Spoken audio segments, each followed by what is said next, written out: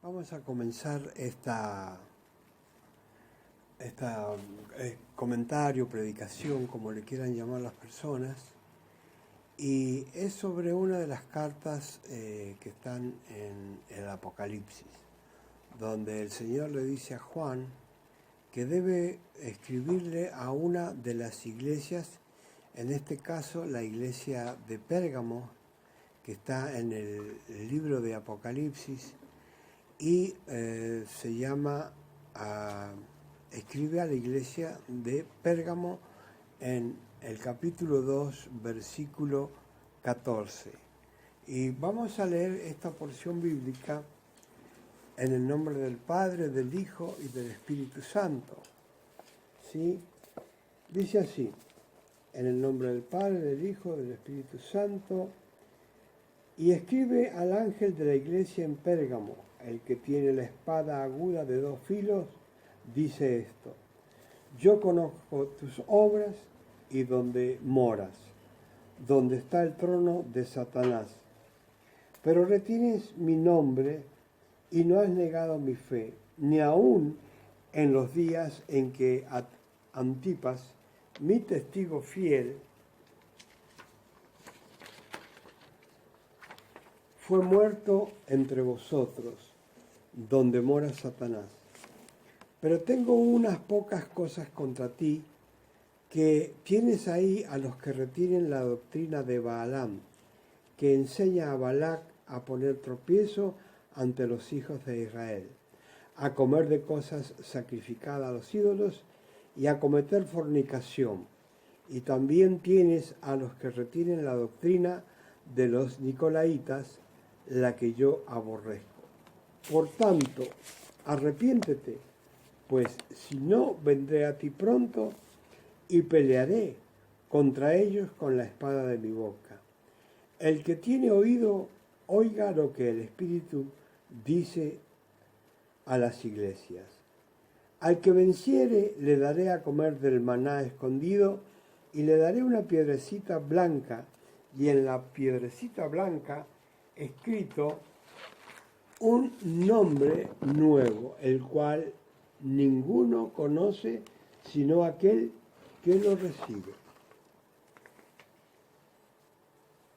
Una de las cosas que tenemos que tener en cuenta es que el Señor a cada uno de los que le está escribiendo le va diciendo de acuerdo a lo que está sucediendo en esa iglesia. Pero una cosa que también debemos entender, que todo lo que sucedía en aquellas iglesias es un mensaje actual para las iglesias de hoy en día. En la iglesia de Pérgamo habían varias situaciones que eran contrarias a la voluntad de Dios. Pero tenemos que tener en cuenta todo lo que va diciendo el Señor y relatando en este mensaje. El Señor le dice a Juan: y escribe al ángel de la iglesia en Pérgamo, el que tiene la espada aguda de 2 filos, dice esto. Y siempre que hablamos de la palabra de Dios, vamos a ver que la palabra de Dios dice que es como una espada de 2 filos, ¿sí? O sea que es algo tremendo la palabra de Dios, que debemos entender que la palabra de Dios es tan potente, tan penetrante, que dice que atraviesa los huesos y llega hasta el tuétano, que parte el alma, que es algo que no se puede ver, pero solamente Dios sí, parte el alma. Y no solamente eso, dice la palabra, sino que discierne los pensamientos. Ahora, fíjense el poder de la palabra, pero lo más difícil es para las personas entender que Jesucristo es la misma palabra hecha carne, es la palabra que va caminando, es la palabra poderosa que va haciendo, ¿sí? Cuando Dios hablaba y cuando Dios decía hágase, era la palabra por la palabra que es Jesucristo que se iban haciendo todas las cosas. Acá está diciendo, bueno, el que tiene la espada aguda de 2 filos dice esto. Está hablándole a la iglesia para que la iglesia entienda allí que el Señor sabe lo que está sucediendo, porque muchas veces las personas ignoran,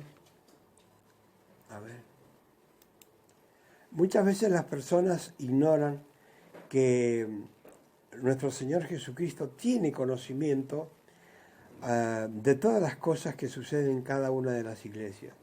Las personas no pueden entender que Jesucristo es omnisciente, omnipresente y omnipotente, igual que Dios, tiene la misma naturaleza divina o la misma divinidad. Entonces, el Señor le está diciendo con conocimiento, por su omnisciencia, le dice, bueno, yo conozco tus obras y dónde moras, donde está el trono de Satanás. Está diciendo esto porque sabe que ahí donde está realmente es un lugar donde el enemigo estaba reinando, ya sea de una forma u otra, estaba reinando. Y lo sigue haciendo a través de los tiempos. Acá le está diciendo el mismo Señor, yo conozco tus obras y sé que estás trabajando donde vives, ahí también está trabajando el enemigo con una fuerza muy especial, confundiendo a las vidas que en ese lugar se encuentran.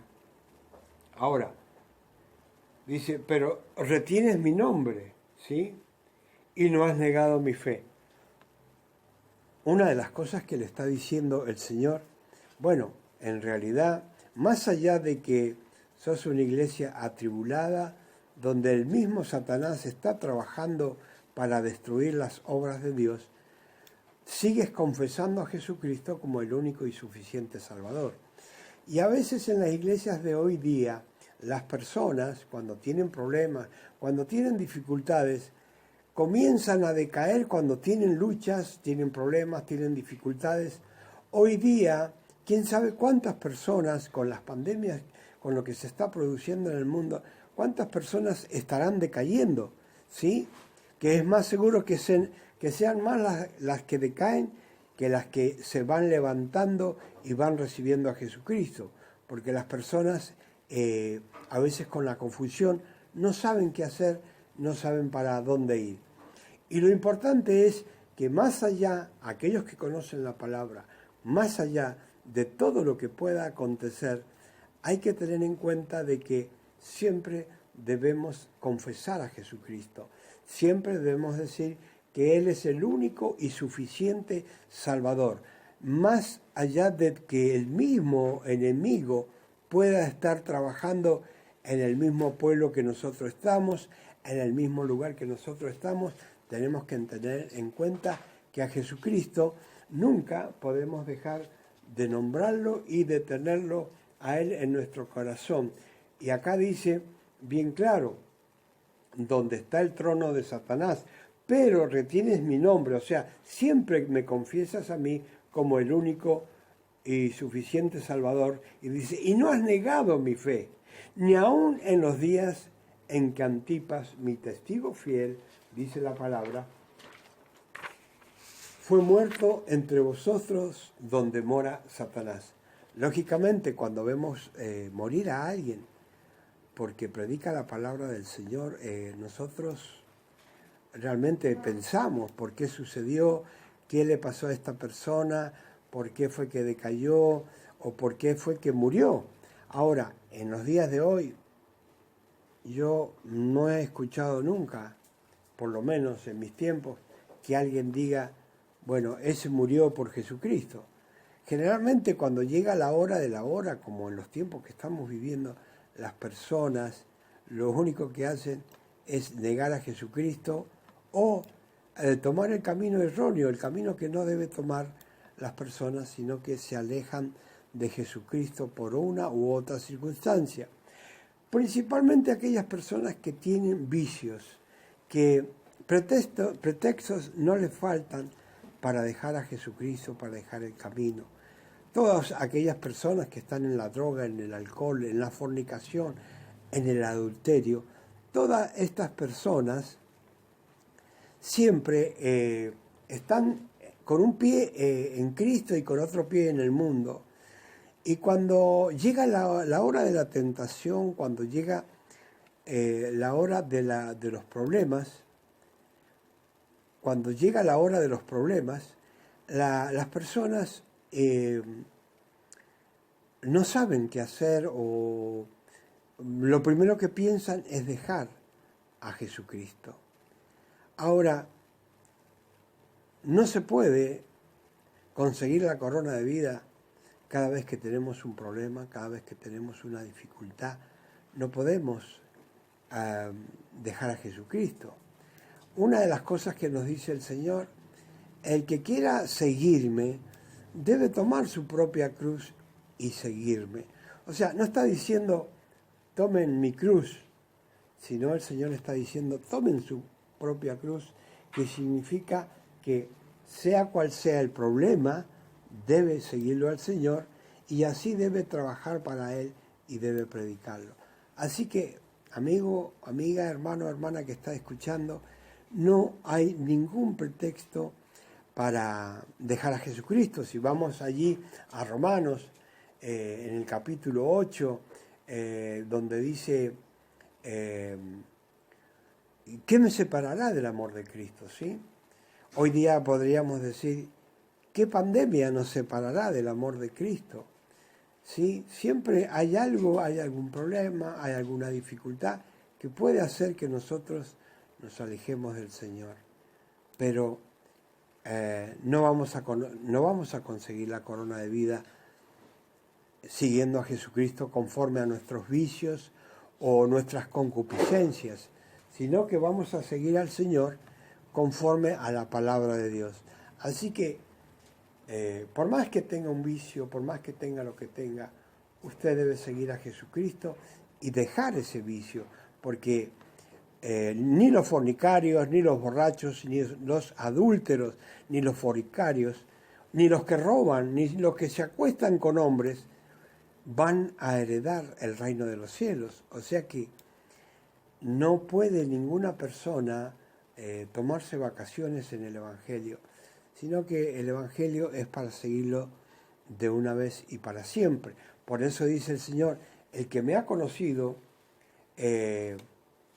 mejor dicho, dice, que aquel que realmente peca siempre, mejor que ni lo hubiese conocido. Porque si no va a poder vivir con Cristo, mejor es que no esté, porque el Señor no quiere personas que sean tibias, que hay personas que están dejando, que están decayendo todo el tiempo, sino que el Señor quiere personas fervientes, ¿sí? Que lo sigan a Cristo en todo el tiempo. Así que, fíjense lo que dice. Pero tengo unas pocas cosas contra ti, que tienes ahí a los que retienen la doctrina de Balaam, que enseñaba a Balac a poner tropiezo ante los hijos de Israel, a comer cosas sacrificadas a los ídolos y a cometer fornicación. O sea, le está diciendo, bueno, vos tenés personas ahí que permanecen cometiendo las mismas cosas, permanecen cometiendo los mismos pecados, y la iglesia no hace nada, lo mismo los está aguantando, lo mismo los está encubriendo en cierta forma, no mirando el pecado que cometen, sino que los dejan cometer esos pecados sin preocuparse lo que sucede con esa vida, sin preocuparse en el pecado que cometen y el camino que es camino del infierno. Ahora, él dice que las cosas que tiene contra esta iglesia, dice, escribiéndole al pastor de ese lugar, o al encargado, o al obrero, o lo que sea, le está diciendo, bueno, cuando se trata de comer cosas sacrificadas a los ídolos, tenemos que tener en cuenta que en aquel tiempo los paganos tenían la costumbre de sacrificar animales a los ídolos, ¿sí? Tenían la costumbre de sacrificar animales, pero ¿qué sucede? La mitad del animal se comía, se ofrecía en sacrificio, pero la otra mitad se vendía en el mercado y lo podía comer cualquier persona. Ahora, todas las cosas son cuestiones de conciencia. Cada persona come, y una de las cosas que dice la palabra, el que come para el Señor come, y el que no come para el Señor no come. Quiere decir que más allá de comer carne sacrificada a los ídolos, el pecado es un pecado de conciencia. ¿Qué es lo que pasa en una persona si sabe que está comiendo comida sacrificada a los ídolos y qué hay en su conciencia? Ahora, habían algunos que comían esa carne, pero tenían el suficiente conocimiento para entender que nada importaba, porque si tenía la fe en Cristo, más allá de lo que pudiera haber sucedido con ese animal, lo importante era continuar con la fe en Cristo. Y ahora, si había una persona mirando en aquellos tiempos que aquel creyente, el buen creyente, el que tenía una fe verdadera, y veía, y un hermano débil lo estaba mirando que comía, y podía hacerlo dudar al hermano nuevo. Entonces Pablo enseñaba que uno no debía comer algo que fuese a causar problema a aquel que lo estaba mirando, que era nuevo, uno nuevo en el Evangelio. Y eso es para el día de hoy también. Hay veces que para nosotros puede ser normal hacer algo, pero aquel que está mirando, que sabe que nosotros pertenecemos a la iglesia, va a decir, la verdad que no entiendo. Esta persona va a la iglesia, esta persona está hablando de Jesucristo, pero mirá lo que come, ¿sí? Y en realidad no es lo que come, sino lo que... Porque dice el Señor, lo que uno come, eso va al estómago y después va a los intestinos. Ahora, no es el problema lo que uno come, el problema es lo que sale de nuestra boca, que eso sí es malo y sí perjudica a las personas que están cerca de nosotros o que nos miran a nosotros como creyentes crecidos en el Evangelio. Y esa es una de las cosas que nosotros debemos tener siempre en cuenta, ¿sí? Ahora, dice... y también tienes a los que retienen la doctrina de los nicolaitas, las que yo aborrezco. La doctrina de los nicolaitas era una doctrina que en cierta forma no ha desaparecido. Es una doctrina que sigue estando en las iglesias. ¿Y cuál es esta doctrina? La doctrina de los nicolaitas era donde hacía separación entre los pastores y los hermanos creyentes, ¿sí? Había una separación, como que sucede hoy día en la iglesia, que los más grandes de la iglesia antigua que íbamos estaban allá arriba y nosotros éramos simples ovejitas, ¿sí? Ahora, hoy día existe también, si nosotros analizamos en las iglesias, grupos en las cuales rodean al pastor, y hay otros que están mirando que son nuevos, que dicen, uy, qué lindo sería compartir con el pastor de la iglesia y con estos hermanos. Pero a veces se forman grupos en aquellas iglesias donde las personas realmente no pueden los nuevos no pueden entrar a ese grupo, no pueden de ninguna forma entrar. ¿Por qué? Porque se forma un grupo especial, como un grupo seleccionado, donde los nuevos se encuentran lejos de este grupo y los más antiguos son los que lo integran. Y esa es la obra que dice el mismo Señor, se lo está diciendo allí al pastor de esa iglesia en Pérgamo, le está diciendo, bueno, mira, yo tengo estas cosas contra vos, que vos estás reteniendo la doctrina de los nicolaitas, que estás haciendo una gran... que estás haciendo una gran diferencia entre vos, que tenés tu grupo de gente que te rodea, y una diferencia entre aquellos creyentes que posiblemente hasta sean humildes, de humilde condición, o sea, de poco dinero, y a lo mejor están lejos del pastor porque no pueden acercarse, porque tanto en la palabra o en el conocimiento como en el dinero son escasos, entonces no son importantes. Entonces le está diciendo, yo tengo contra ti que estás haciendo diferencias con algunas personas y no estás llevando el Evangelio como deberías llevarlo, sin acepción de persona. Eso es lo que está diciéndole allí. Esa es la doctrina de los nicolaitas, que en realidad nicolaita es un término que viene de Nicolás y que significa conquistar al pueblo, ¿sí? O sea, conquistaban al pueblo de esta forma. Hay iglesias de que las personas que diezman más o que dan más dinero son los que tienen más oportunidades de estar cerca de los pastores, ¿sí? Y aquellos que no pueden diezmar mucho no son de interés para el pastor. Entonces dice el Señor, yo tengo esas cosas contra ti. Estás haciendo diferencia porque estás buscando a los que tienen más dinero y a los que no tienen dinero estás alejándote de ellos o no le das importancia porque no te sirven para las cosas que tú quieres lograr. Entonces, es importante entender esto, que el Señor aborrece esas cosas, que el Señor le molestan esas cosas, ¿sí?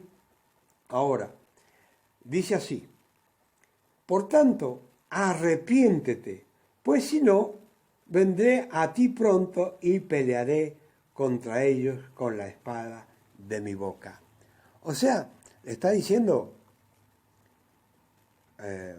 tened cuidado, tenés que arrepentirte de lo que estás haciendo, porque no debe haber un grupo seleccionado en la iglesia de ningún pastor, sino que cada uno de los que van a la iglesia son de la misma condición, ya sea porque todos son hijos de Dios, todos son hijos de Dios. O sea que todos han recibido a Jesucristo como Señor y Salvador, todos son hermanos. Ahora, que Dios haya puesto a unos en eminencia y otros no lo puedan lograr, eso ya queda a cuenta de Dios, pero la diferencia la hace el Señor, porque el Señor dice que Él pone el hacer o el querer y el hacer en vuestros corazones, ¿sí? O sea que cada persona que quiere hacer algo, que quiere lograr algo, es Dios mismo poniéndole el hacer y el querer hacerlo, ¿sí? Entonces, que haya llegado uno a pastor y que el otro no lo haya llegado a hacer, eso no significa que sean diferentes. Que tengan la diferente obligación, sí, porque para eso Dios lo llamó al pastor, para poder enseñarles a otros, pero no enseñorearse de los otros, ¿sí? El Señor les ha mandado a discipularlos, a formarlos, pero no a usarlos como esclavos para enseñorearse de ellos, sino que son hermanos que están allí, a los cuales hay que guiar, hay que ayudarlos, hay que fortalecerlos, hay que llenarlos de la palabra de Dios, de la sana doctrina, como yo siempre digo, no palabras de hombre, no palabras donde lo que el pastor quiere y tiene en su corazón decirlo porque se le da la gana, sino que cada pastor debe decir lo que dice la palabra, comunicar lo que dice la palabra, no mensajes que se le ocurran para lograr sus propósitos, porque dice la palabra que el obispo o pastor, encargado, obrero, no debe ser codicioso de ganancias deshonestas. ¿Sí? Ahora, también dice el Señor que el que predica el Evangelio, que viva del Evangelio. Ahora ya cada uno lo puede tomar como quiera, lo puede hacer como realmente quiera. Pero lo importante es que entienda que ha muerto Cristo por el creyente que no sabe nada o por el pastor que sabe mucho. No hay diferencia porque el Señor murió por todo. Y dice que no murió solamente por los malos, sino que también murió por los buenos. Perdón, no murió solamente por los buenos, sino que también murió por los malos, ¿sí? O sea que si el Señor no hace la diferencia que es Él el que murió, pues nosotros no podemos hacer diferencia con los nuevos y mucho menos tomarlos para sacarle ganancia a aquellos que son inocentes cuando entran en el Evangelio y no comprenden nada y aún creen que lo que hacen con ellos es correcto. Siempre que sea la sana doctrina es correcto, pero cuando se trata de despojarlos no es correcto. O sea que el Señor dice que está en contra de esas personas. Ahora, dice la palabra que el Señor va a venir y va a pelear contra esas personas con el poder, dice, de la espada que hay en su boca. Él los va a hacer, Él los va a humillar a aquellos que se enorgullezcan de ser pastores y de lograr muchas riquezas y creer de que por eso son más que el hermano que recién llega a la iglesia. Ahora dice, el que tiene oído, oiga, ¿sí? Fíjese bien lo que dice la palabra. El que tiene oído, oiga lo que el Espíritu dice a las iglesias. ¿Sí? El que tiene oído, oiga lo que el Espíritu dice a las iglesias.